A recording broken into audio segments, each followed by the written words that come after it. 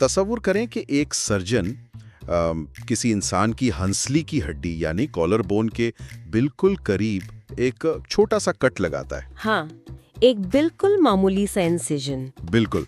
और फिर वहां से एक इंतहाई बारीक तार अंदर दाखिल करता है और खून की नालियों को ना किसी हाईवे की तरह इस्तेमाल करते हुए उस तार को सीधा दिमाग के सबसे हसास हिस्से तक पहुंचा देता है। और वो भी बगैर खोपड़ी खोले। बगैर खोपड़ी खोले। मतलब इस पूरे अमल में इंसान की खोपड़ी पर एक खराश तक नहीं आती। ये सुनने में ना बिल्कुल किसी साईफाई नॉवल का प्लॉट लगता है। मुझे भी पहली दफा पढ़कर यही लगा था। सही ना? लेकिन ये आज की मेडिकल साइंस की हकीकत है। आज के इस गहरे मुताले में हम ना इसी टेक्नोलॉजी को डिकोड कर रहे हैं, यानी ब्रेन कंप्यूटर इंटरफेस, जिसे हम आमतौर पर BCI कहते हैं। बिल्कुल, और ये मुताला बहुत जरूरी है ना? हमारा मकसद इस इनकलाबी दौर को समझना है जहां दो बड़ी कंपनियां एलॉन मस्क की न्यूरालिंक और दूसरी तरफ सिंक्रोन, ये दोनों इंसानी दिमाग को डायरेक्ट मशीन से जोड़ने की कोशिश कर रही हैं। और मजे की बात यह है कि दोनों के रास्ते बिल्कुल मुख्तलिफ हैं। एग्जैक्टली। मंजिल एक है लेकिन तरीके बिल्कुल मुतजाद हैं। तो इससे पहले कि हम आगे बढ़े, मुझे खोपड़ी वाली बात पे आना है। मतलब खोपड़ी न खोलना इतनी बड़ी बात क्यों है? देखिए, ये जो खोपड़ी का मसला है ना, ये दरअसल इस पूरी इंडस्ट्री का सबसे बड़ा चैलेंज रहा है शुरू से। अगर हम बेसिक बायोलॉजी को थोड़ा सोचें तो इंसानी दिमाग कुदरत का एक ऐसा शाहकार है जिसे एक इंतहाई मजबूत हड्डी के खोल के अंदर कैद किया गया है। सही, एक तरह का किला है वो। बिल्कुल, एक इवोल्यूशनरी किला जिसका मकसद ही यही है कि दिमाग को बाहरी दुनिया के हर खतरे से काट कर रखा जाए। अब BCI टेक्नोलॉजी का जो सबसे बड़ा चैलेंज है वो ये है कि इस किले के अंदर जो कुछ हो रहा है, जो सरगर्मियां चल रही हैं, उन्हें बाहर मौजूद कंप्यूटर तक कैसे लाया जाए, क्योंकि अंदर तो अरबों न्यूरॉन्स हैं जो आपस में बात कर रहे हैं। हाँ, और वो बात कैसे करते हैं? इलेक्ट्रिकल सिग्नल्स के जरिए। छोटे छोटे बरकी झटके होते हैं जब हम कुछ सोचते हैं या हाथ हिलाने का इरादा भी करते हैं। तो सारी गेम ही इन्हीं सिग्नल्स को सुनने और रिकॉर्ड करने की है। अच्छा, तो यहाँ से फिर न्यूरोलिंक की एंट्री होती है इस कहानी में। जो दस्तावेजात हमने देखी हैं उनके मुताबिक न्यूरोलिंक का तरीका बिल्कुल सीधा है लेकिन इंतहाई जराहाना है, यानी एग्रेसिव है। हाँ, वो उस किले को बाईपास नहीं करते। वो बोलते हैं कि हम सीधा दीवार तोड़कर अंदर जाएंगे। ये एक इन्वेजिव BCI है, यानी वो बाकायदा सर्जरी करते हैं, खोपड़ी में एक छोटा सा सुराख करते हैं और अपने सेंसर्स को सीधा दिमाग के टिश्यूज के अंदर डीप इम्प्लांट कर देते हैं। जो कि सुनने में ही काफी खौफनाक लगता है। वाकई, मतलब मेरा दिमाग तो पहले ही घूम गया था पढ़कर। दिमाग तो एक जेली की तरह नरम और हसास हिस्सा है ना, उसके अंदर ऐसे तारे डालना और ऐसा खतरनाक तरीका आखिर क्यों अपनाया जा रहा है? इस जारहाना तरीके के पीछे जो लॉजिक है ना, वो सारी की सारी सिग्नल की क्वालिटी पर मबनी है, जिसे हम टेक्निकल जबान में रेजोल्यूशन कहते हैं। देखें, इसकी मिसाल हम ऐसे लेते हैं कि तसव्वुर करें एक बहुत बड़ा कॉन्सर्ट हॉल है और अंदर एक सिंगर गा रहा है। अच्छा। अब न्यूरोलिंक्स का तरीका ये है कि उन्होंने अपना माइक्रोफोन उस सिंगर के बिल्कुल मुंह के सामने रख दिया है। ओह, तो क्लियर आवाज आएगी। एग्जैक्टली। जब आप खोपड़ी खोलकर अपने इंतहाई बारीक इलेक्ट्रोड्स को सीधा न्यूरॉन्स के दरमियान फिट कर देते हैं ना, तो जो सिग्नल आपको मिलता है वो बिल्कुल साफ, वाज़े और हाई डेफिनेशन होता है। आप लिटरली एक एक न्यूरॉन की फायरिंग को अलग-अलग सुन सकते हैं। और इनकी डिवाइस में तो हजारों इलेक्ट्रोड्स होते हैं जो बाल से भी ज्यादा बारीक होते हैं, राइट? हाँ, इंतहाई बारीक। इंसानी बाल की निस्बत उनकी थिकनेस कुछ भी नहीं होती। यहाँ एक चीज जो मुझे इस रिसर्च में सबसे ज्यादा हैरानकुन लगी वो ये थी कि ये सर्जरी कोई इंसान नहीं कर सकता। न्यूरोलिंक ने इसके लिए एक खास सर्जिकल रोबोट बनाया है जो कि एक सिलाई मशीन की तरह काम करता है। बिल्कुल सिलाई मशीन जैसा। तो मैं ये सोच रहा था कि क्या वाकई कोई इंसान सर्जन ये नहीं कर सकता, या ये सिर्फ इलॉन मस्क का कोई नया मार्केटिंग गिमिक है? रोबोट की वाकई जरूरत है वहाँ? नहीं, ये बिल्कुल कोई मार्केटिंग ट्रिक नहीं है। ये एक खालिसतन इंजीनियरिंग और बायोलॉजिकल मजबूरी है। देखिए, इंसानी दिमाग की जो सतह होती है ना, उस पर खून की इंतहाई बारीक नालियों का एक बहुत घना जाल बिछा होता है। सही।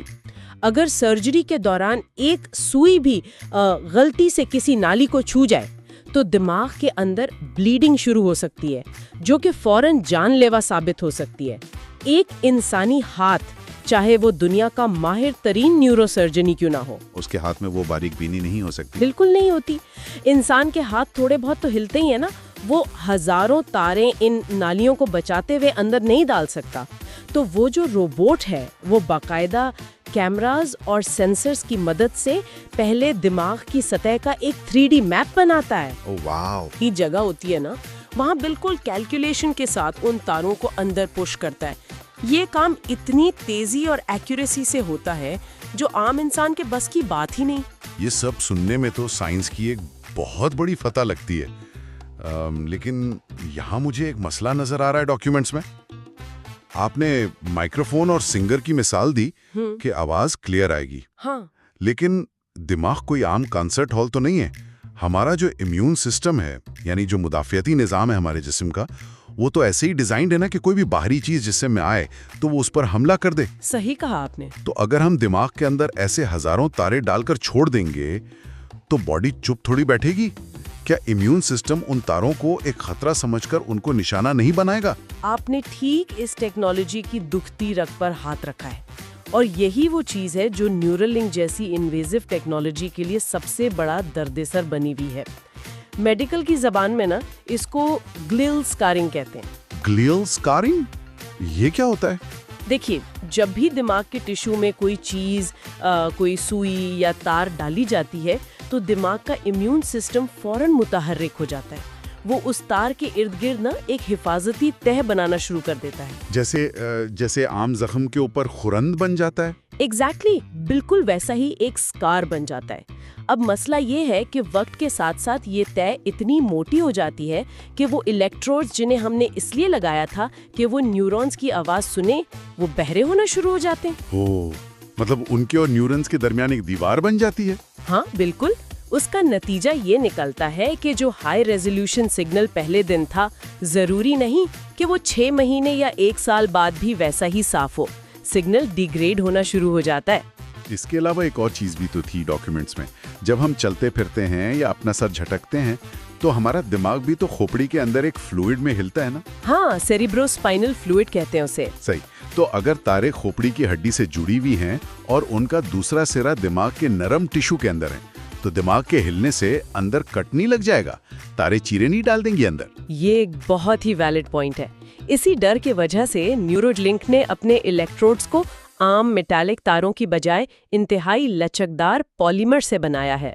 अच्छा, लचकदार है। हाँ, वो इतने फ्लेक्सिबल होते हैं कि जब दिमाग हिलता है तो वो तारें भी उसके साथ साथ हिलती हैं ताकि टिश्यू डैमेज ना हो। लेकिन देखें, इन सब एहतियाती तदाबीर के बावजूद सर्जरी का अपना एक रिस्क है। इन्फेक्शन के चांसेस हर वक्त रहते हैं, और फिर इम्यून सिस्टम का रिएक्शन। सही। ये सब चीजें इस इन्वेजिव तरीके को आम इंसान के लिए बहुत बड़ा रिस्क बना देती हैं।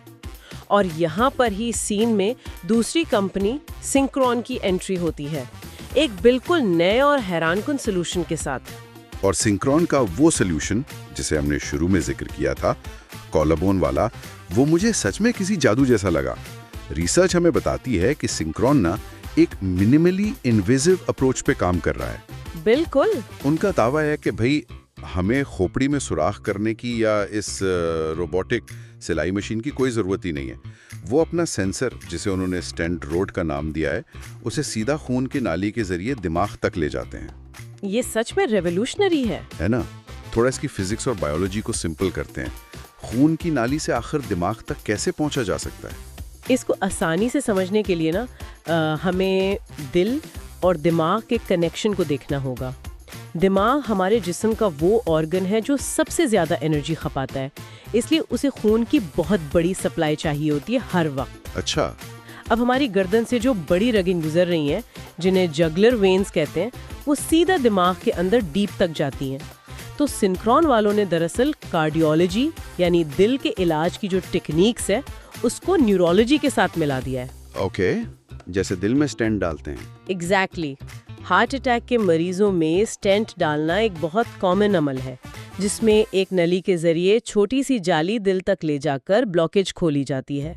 सिंक्रो ने क्या किया है कि इस स्टेंट के ऊपर ही छोटे छोटे इलेक्ट्रोड्स लगा दिए हैं। ओह, तो इसीलिए इसका नाम स्टेंट रोड है, स्टेंट प्लस इलेक्ट्रोड। बिल्कुल सही पकड़ा आपने, स्टेंट रोड। अच्छा, तो इसका मतलब है जो सर्जन होता है वो गर्दन या कॉलर बोन के पास से एक कैथेटर के जरिए इस स्टेंट रोड को ऊपर धकेलता है, यहाँ तक कि वो नलियों से गुजरकर दिमाग के उस हिस्से तक पहुँच जाए जिसे मोटर कॉर्टेक्स कहते हैं। हाँ, मोटर कॉर्टेक्स, जो हमारी मूवमेंट को कंट्रोल करता है। ठीक है, अब मुझे यहाँ एक मैकेनिकल चीज हजम नहीं हो रही। वो स्टेंट रोड तो खून की नली के अंदर ही मौजूद है ना, उसने तो दिमाग के मेन टिश्यू को छुआ तक नहीं छुआ, बिल्कुल। तो फिर वो उन इलेक्ट्रिकल सिग्नल्स को कैसे पढ़ लेता है जो बाहर न्यूरॉन्स पैदा कर रहे हैं? मतलब दीवार के आर पार कैसे सुन रहा है वो? यहाँ हम वापस अपनी उस कॉन्सर्ट हॉल वाली मिसाल पर चलते हैं जो मैंने पहले दी थी। सही बताएं। अगर न्यूरालिंक का तरीका ये था कि कॉन्सर्ट हॉल के अंदर घुसकर सिंगर के मुंह के पास माइक्रोफोन रख दिया जाए, दीवार तोड़कर? हाँ, दीवार तोड़कर, तो सिंक्रोन का तरीका ये है कि आपने कॉन्सर्ट हॉल की भारी दीवार के साथ यानी गली में एक बहुत हसास माइक्रोफोन लगा दिया है। अच्छा। अब दिमाग के अंदर जो खून की नालियों की दीवार होती है ना, वो इंतहाई बारीक होती है। जब मोटर कॉर्टेक्स के न्यूरॉन्स फायर करते हैं तो उनका इलेक्ट्रिकल फील्ड इतना ताकतवर होता है कि वो उस खून की नाली की दीवार के पार से भी आसानी से महसूस किया जा सकता है। ओह, तो वो ब्लड वेसल के अंदर से ही सिग्नल पिक कर लेता है। बिल्कुल, वो स्टेंट रोड नाली के अंदर जाकर एक छतरी की तरह खुल जाता है और दीवार के साथ बिल्कुल चिपक जाता है। अब फायदा सुने, क्योंकि ये खून की नाली के अंदर है तो दिमाग का वो जो इम्यून सिस्टम वाला मसला था ना, वो ग्लाइल स्कारिंग वाला? हाँ, वो इम्यून सिस्टम इस पर हमला ही नहीं करता, क्योंकि जिस्म इसे बाहरी चीज नहीं समझता बल्कि खून की नाली का ही एक हिस्सा मानने लगता है। वाह, ये तो ब्रिलियंट है।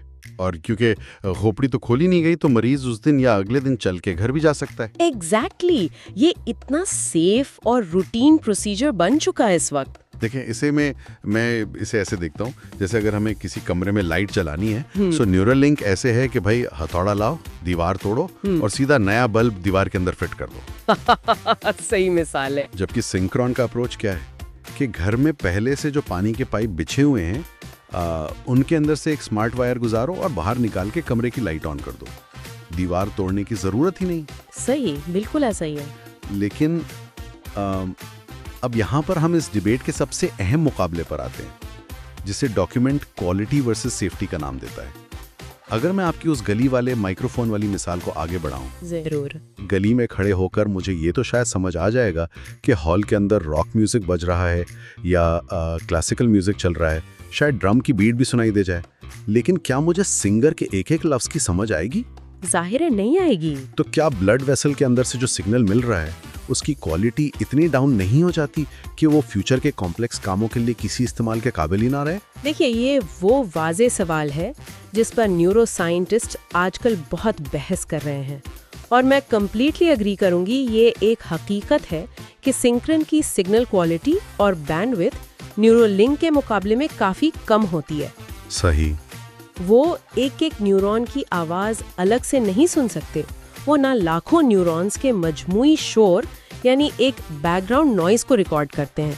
लेकिन यहाँ ना हमें एक चीज़ समझनी होगी।